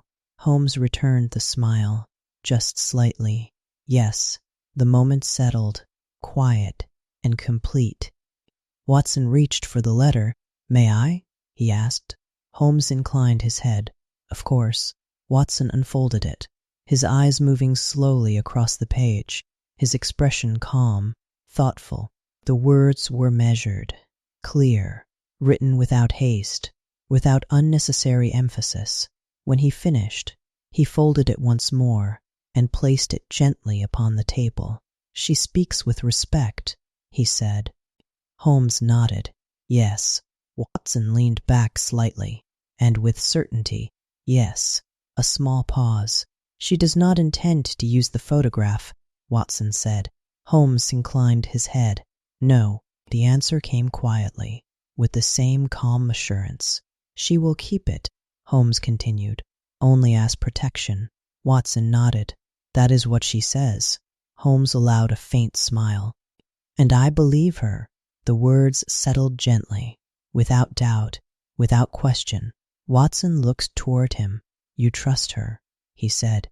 Holmes considered this, then replied, "I understand her." The distinction was quiet, but clear. The fire shifted softly, its glow deepening, the room settling further into stillness. Watson rested his hands upon the arms of his chair, his thoughts calm, untroubled. "The matter is resolved," he said. Holmes inclined his head. "Yes." There was no sense of conclusion, no finality, only a quiet completion. The clock marked another moment, and then another, each one passing as gently as the last. Watson spoke once more. "She has outmaneuvered you," he said. Holmes allowed the faintest smile. "Yes." There was no reluctance in the word, no resistance, only acknowledgment. Watson returned the smile. "And you do not object?" Holmes shook his head slightly. "No." A brief pause. "She has shown remarkable ability," he said. Watson nodded. "Yes." Holmes's gaze rested briefly upon the letter, then lifted again. "It is not often," he said, "that one encounters such clarity." The words were quiet, yet they carried a sense of appreciation, not of defeat, but of understanding. The room remained calm, the fire glowing softly, the morning continuing without change. And within that quiet, the matter had come to rest. The morning moved onward, as it always did, quietly, without urgency, the light growing softer as it settled fully into the day. Within the rooms of Baker Street, the calm remained. The letter lay upon the table, its presence no longer new, but not yet forgotten. Sherlock Holmes sat at ease, his posture relaxed, his gaze thoughtful, as though the matter before him, now completed, required no further effort. Watson rested in his chair, his thoughts steady, untroubled, the quiet of the room, allowing everything to settle, without haste. The fire glowed softly, its warmth constant, the clock marking time, with the same gentle rhythm. Then there came a knock, not loud, not urgent, but firm enough to be heard. Watson glanced toward the door. Holmes did not move at once. He remained as he was, his attention calm, as though the moment required no haste. The knock came again, measured, patient. "Come in," Holmes said. The door opened. The visitor entered. He was dressed as before, with care, with precision, his presence composed, yet now, unconcealed. There was no mask, no attempt at disguise, only the quiet certainty of one who had chosen to be seen as he was. Holmes inclined his head slightly. "You have returned," he said. The king stepped forward, his movements controlled, yet not restrained. "I wish to hear your result," he said. His voice was calm, though beneath it there remained a quiet expectation, not urgent, but present. Holmes gestured toward a chair. "Please," he said. The king seated himself, his posture upright, his gaze attentive. Watson watched quietly, his presence unobtrusive, allowing the moment to unfold. For a time, no one spoke. The fire gave a soft sound. The clock continued. The room held its calm. Then Holmes reached for the letter. He lifted it gently, turning it once, before placing it upon the table, within the king's view. "She has written," he said. The king leaned forward slightly. "And the photograph?" he asked. Holmes met his gaze. "It is no longer here," he said. A brief silence followed. The words settled, without force, without urgency. The king did not react at once. He sat still, his expression composed, as though considering not only what had been said, but what it meant. "She has taken it," he said. Holmes inclined his head. "Yes." Another pause. The room remained quiet, the moment unhurried, the fire steady. "And you were unable to recover it," the king said. Holmes allowed a small pause. "Yes." There was no hesitation, no resistance, only calm acknowledgement. The king leaned back slightly, his gaze thoughtful, not troubled, but reflective. "And yet," he said, "you do not appear concerned." Holmes allowed the faintest smile. "She has no intention of using it," he said. The king's gaze sharpened, just slightly. "You are certain?" he asked. Holmes nodded. "Yes." The word was quiet, yet assured. The king looked toward the letter. "She has said as much," Holmes continued, "and I believe her." Watson watched, noting the stillness that remained, the absence of urgency, the quiet nature of the exchange. The king reached forward, taking a letter, unfolding it slowly, his eyes moving across the page. The room remained silent. Only the clock marked the passing of time, steady, unbroken. When he had finished, he folded the letter carefully, placing it back upon the table. "She speaks plainly," he said. Holmes inclined his head. "Yes." The king leaned back, his expression calm, his thoughts settling, without haste. "She has outmaneuvered us," he said. Holmes allowed a faint smile. Yes. There was no denial, no resistance, only agreement. The king regarded him for a moment. "And you accept this?" he said. Holmes met his gaze. "I understand it," he replied. The distinction remained, quiet, yet clear. The king nodded slowly. "She is remarkable," he said. Holmes inclined his head. "Yes." A brief silence followed. The fire glowed. The room remained calm, the matter no longer uncertain. At length the king rose.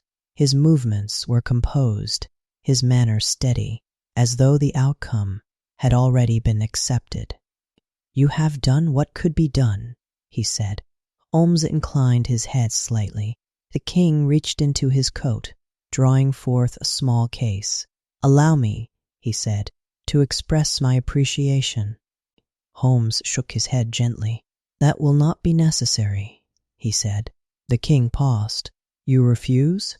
he asked. Holmes's expression remained calm. "There is no need," he replied. The king regarded him, then allowed a small nod. "As you wish," he said. Brief pause. "And yet," he continued, "you will accept something." The room remained quiet, the moment unhurried. Then he reached for the letter. "This," he said. The king looked at him. "The letter?" he asked. Holmes inclined his head. "Yes." The king considered this, then nodded. "It is yours," he said. Holmes placed the letter aside, his manner unchanged, his expression calm. The king turned toward the door, his purpose complete, his presence no longer required. He paused briefly, then inclined his head. "Good day, Mr. Holmes." "Good day," Holmes replied. The door closed softly behind him. The room returned to stillness. Watson looked toward his friend. "You are satisfied," he said. Holmes allowed the faintest smile. "Yes." The fire glowed softly. The clock continued its steady rhythm, and the matter, having begun with quiet curiosity, had come to rest. The room grew quiet once more, as it always did, when the door had closed and the moment had passed. The fire continued its gentle glow, steady, unchanging, casting a soft warmth across the familiar space. Dr. Watson remained seated, his posture relaxed, his thoughts settling, like the last ripples upon still water. Sherlock Holmes stood for a time near the mantel, the letter resting where he had placed it, within easy reach, yet untouched. There was no urgency, no need to move. The matter, so recently before them, had already come to rest. Outside, the city continued, as it always did, carriages passing, voices drifting faintly through the air, life unfolding without pause, without awareness. Inside 2021B Baker Street, everything remained calm. Watson watched his friend quietly. There was something different, though not easily named, not in Holmes's posture, nor in his expression, but in the stillness that surrounded him. "You are thoughtful," Watson said softly. Holmes did not turn at once. He remained as he was, his gaze resting lightly upon the fire. "At times," he replied, "reflection is appropriate." His voice was quiet, steady, as though it belonged naturally to the room. Watson inclined his head. "Yes." A brief silence followed. The clock marked another moment, and then another, each one passing without demand. Watson spoke again. "She has left an impression," he said. Holmes turned slightly, his expression calm, untroubled. "Yes." There was no hesitation in the word, no reluctance, only quiet acknowledgement. Watson leaned back slightly, his gaze resting upon the fire. "It is not often," he said, "that you speak of anyone with such regard." Holmes allowed the faintest smile. "No, The answer came simply, without emphasis, yet it remained. Watson considered this. She is unusual, he said. Holmes inclined his head. Yes, the word settled gently, without explanation, yet complete. The fire shifted softly, its glow deepening, the room settling further into stillness. Holmes moved at last, taking his seat, his posture relaxed, his hands resting lightly together. She possesses clarity, he said. Watson listened. And independence. Watson nodded. Yes. Holmes's gaze remained calm, thoughtful, as though the words were not conclusions, but observations, quietly made. She acted without hesitation, he said, and without unnecessary force. Watson considered this. She acted precisely, he said. Holmes inclined his head. Yes. The moment remained quiet, the air warm, the light soft. Watson spoke again. She understood your approach, he said. Holmes allowed a faint smile. Yes. Watson returned the smile, and anticipated it. Holmes did not disagree. Yes. A brief pause followed. The clock continued, steady, unchanged. Watson leaned back slightly, his thoughts calm, untroubled. And she chose not to oppose you, he said. Holmes's gaze lifted, meeting his. No, he said. A small pause. She chose to avoid the contest. Watson nodded slowly. Yes.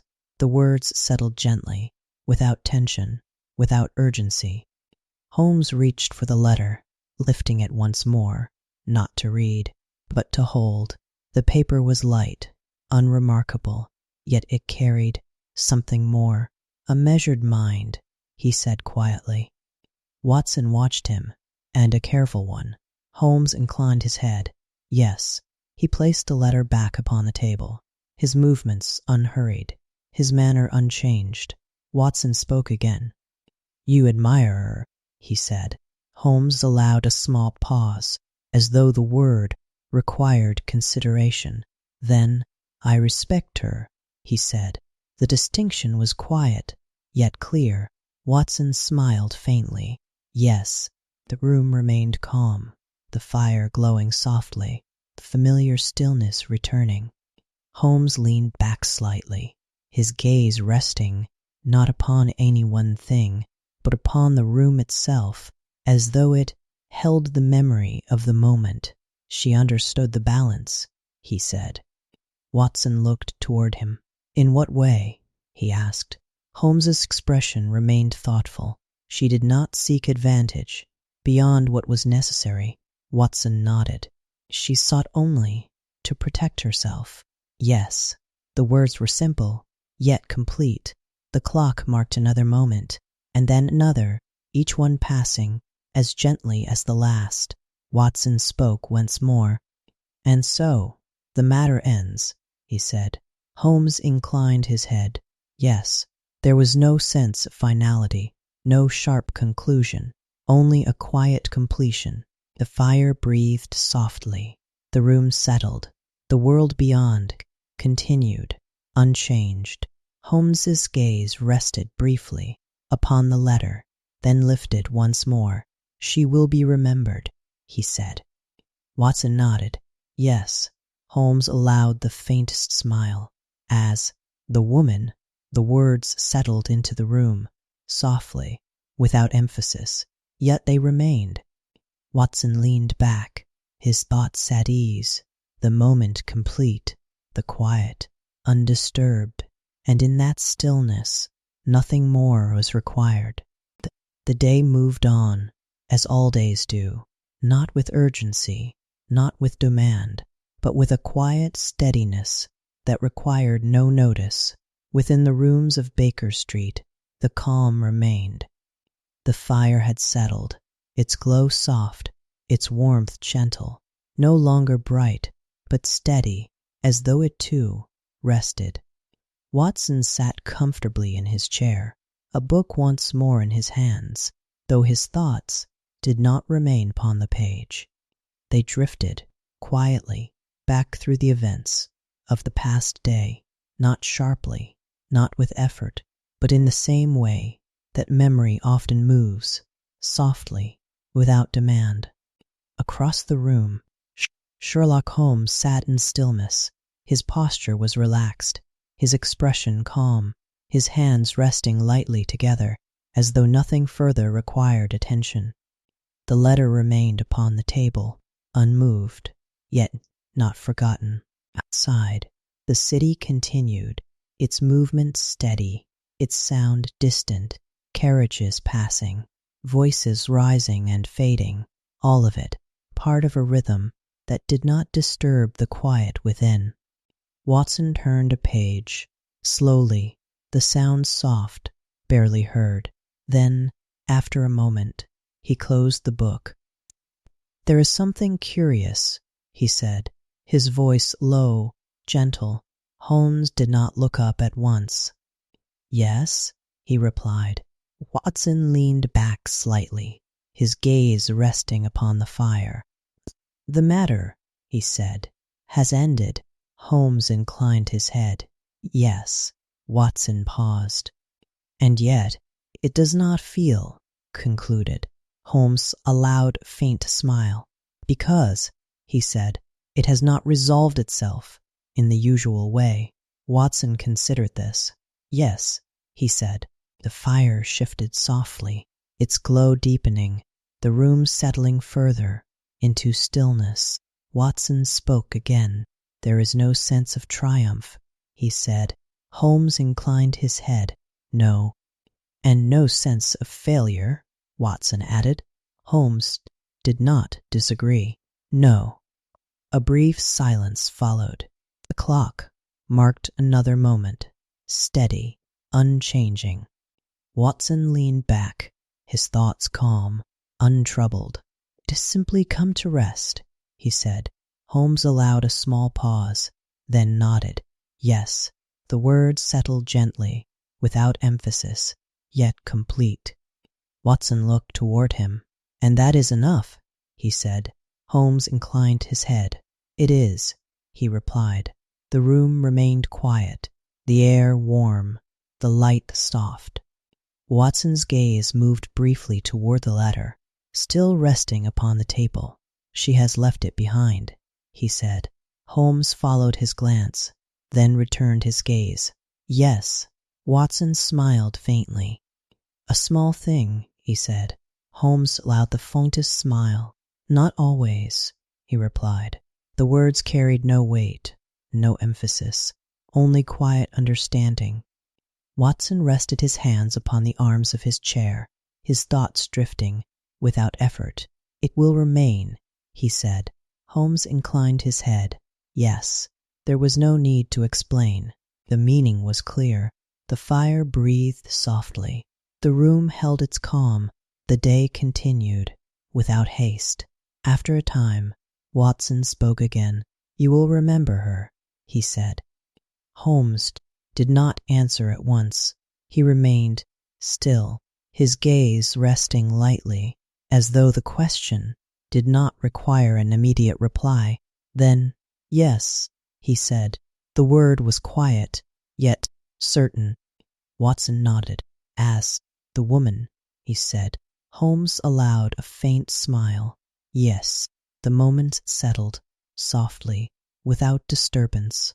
The clock continued its steady rhythm. The fire glowed gently. The room remained as it always was. Watson leaned back further, his eyes resting, not closed, but calm. "There is something comforting in this," he said. Holmes glanced toward him. "In what way?" he asked. Watson considered this, then replied quietly, "That not everything must be solved, be understood." Holmes inclined his head. "Yes." The agreement was simple, yet complete. The room grew quieter still, the light softening, the day slowly beginning to fade. Outside, the city moved, without pause, its countless lives unaware. Inside, Nothing more was required. The matter had unfolded as it would, not with urgency, not with force, but with patience, and now it rested. The day began to soften. As it moved gently toward evening, the light that had filled the room slowly faded, not suddenly, but with a quiet patience, as though it, too, preferred not to hurry. Shadows lengthened along the walls, stretching gently, then settling, becoming part of the room without disturbance. Watson remained seated, his posture relaxed, his thoughts now quiet, untroubled, drifting without effort. Sherlock Holmes sat nearby, in his usual chair, his presence calm, his attention at rest. There was no need for speech. The events of the day had already found their place and required nothing more. The fire glowed softly, its warmth steady, casting a gentle light that moved slowly across the room, then faded again. The clock continued its quiet rhythm, tick, tick, tick, each second passing, without demand, without urgency. Outside, the city moved as it always did, though now its sounds were softer, more distant, as though the world itself had begun to settle. A carriage passed, its wheels faint upon the road, then silence returned. Watson shifted slightly, drawing his chair a little closer to the fire, not from necessity, but from comfort. "It is quiet," he said, his voice low, almost part of the silence. Holmes inclined his head. Yes. The word was soft, untroubled, as though it belonged to the room itself. Watson allowed his gaze to rest upon the fire, watching the slow movement of light, the gentle shifting of embers, the calm, unchanging. "The city never truly rests," he said, after a moment. Holmes remained still. "No," he replied, "but it becomes quieter." Watson smiled faintly. Yes, the thought settled, without effort, as all things did, in that room. The light outside faded further, the last traces of day giving way to the quiet of evening. The lamps along the street began to glow, their soft light filtering through the window, resting gently upon the glass. Holmes rose slowly, moving toward it, drawing the curtain aside just slightly. He stood for a moment, his gaze directed outward, not searching, not observing, but simply present. The street lay calm, the lamps steady, the figures passing, unhurried, each one moving within their own quiet path. Holmes let the curtain fall back into place and returned to his chair. Nothing had changed, and yet everything had softened. Watson leaned back, his eyes resting, not fully closed, but calm, his thoughts drifting without direction. "The matter seems distant now," he said, his voice quiet, as though spoken from somewhere far away. Holmes inclined his head. Yes, there was no need to explain. The events that had once held their attention had now settled, becoming part of memory, no longer immediate, no longer requiring thought. Watson spoke again. "It has passed," he said. Holmes did not disagree. Yes, the word was gentle, complete.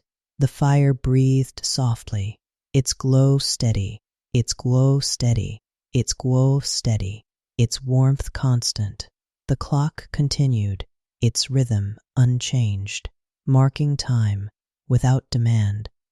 Watson allowed his thoughts to drift, not toward anything in particular, but into the quiet itself, the stillness of the room, the gentle presence of the evening. Holmes remained as he was, his posture relaxed, his gaze calm, as though he too had allowed his thoughts to rest. The letter remained upon the table untouched, yet no longer new, no longer significant, simply present. Outside, the city continued, its sounds soft, distant, its movement steady, unseen. Inside, the room held its calm, unchanged, familiar, at rest. Watson breathed slowly, the quiet settling around him like a gentle weight, not heavy, but comforting. "There is nothing more to be done," he said, softly. Holmes inclined his head. No, the answer came easily, without thought, as though it had always been so. The fire glowed, the clock marked its steady rhythm, and the evening deepened. The light grew softer still, the shadows gentler, the room settling fully into quiet. And within that quiet, everything remained. Evening deepened, quietly, without drawing attention to itself. The light within the room softened further, until it rested, not upon surfaces, but within them. The fire glowed low, its warmth gentle, its presence steady, no longer bright, but constant. Watson remained in his chair, his posture at ease, his thoughts now distant, unformed, drifting, without direction. Sherlock Holmes sat nearby, his figure still, his presence calm, as though he had become part of the room itself. Nothing moved unless it was required, nothing changed unless it did so gently. The clock continued its quiet rhythm, tick, tick, each sound soft, unhurried, marking time without asking for attention. Outside, the city moved, though its sounds were faint now, distant, almost forgotten. A carriage passed, its wheels barely heard. A voice rose, then faded, and again the quiet returned. Watson's gaze rested upon the fire, the slow shifting of embers, the gentle rise and fall of light. There was something comforting in its constancy, something unchanging. He did not think. There was no need. The day had passed, the matter had settled, and now there was only the quiet. Holmes did not speak. He remained still, his hands resting lightly, his gaze calm, as though even thought had slowed. The room held its silence, not empty, but full, with warmth, with stillness, with the simple presence of being. Watson breathed slowly, the air warm, steady, each breath falling naturally into the next. The clock continued, its rhythm unchanged, a gentle reminder of time passing without demand. Outside, the lamps burned steadily, their light soft, unmoving. The street lay quiet, the figures that passed, few, their footsteps faint. Within the room, nothing was required, nothing was expected. The fire glowed, the clock marked its time, and the quiet remained. Watson shifted slightly, not from restlessness, but from comfort, drawing the warmth a little closer.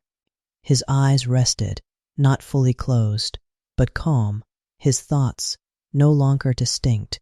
Holmes remained as he was, still, unhurried, present. The letter upon the table lay undisturbed, its purpose fulfilled, its meaning now part of memory. The case, once a matter of curiosity, of quiet attention, had passed, not with noise, not with conclusion, but with understanding, and now it rested.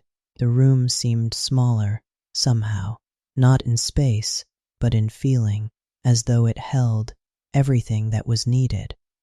The fire, the clock, the chairs, the quiet presence of two men, and the gentle passing of time.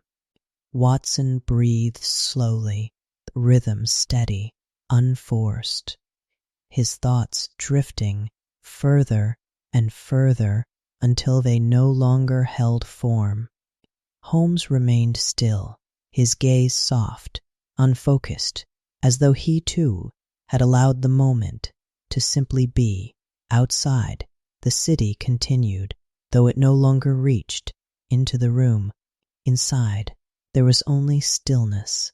The clock marked another second, and then another, each one passing quietly, without notice. The fire breathed softly, its glow fading and returning in a slow, gentle rhythm. Nothing changed, nothing needed to. The evening had become night, the night deepened, and the quiet remained.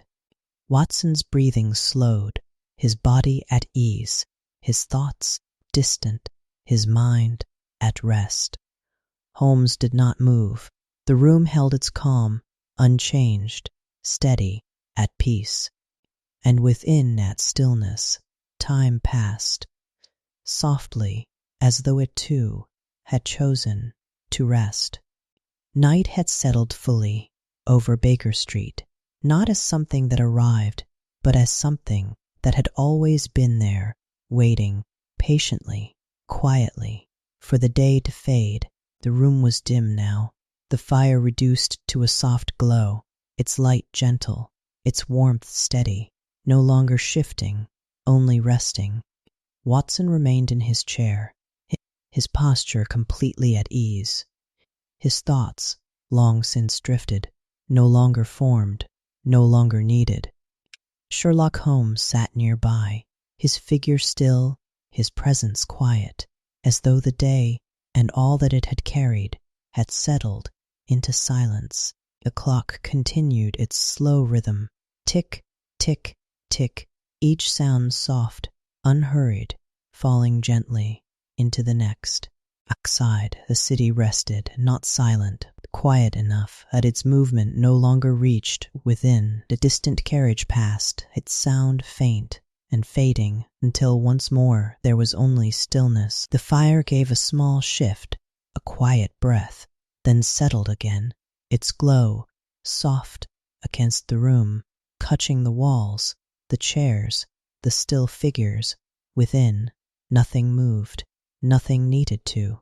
The events of the day, the quiet mystery, the careful observation, all of it had passed, not with urgency, not with noise, but with understanding. And now there was nothing left to consider, nothing left to do, only the quiet and the steady passing of time.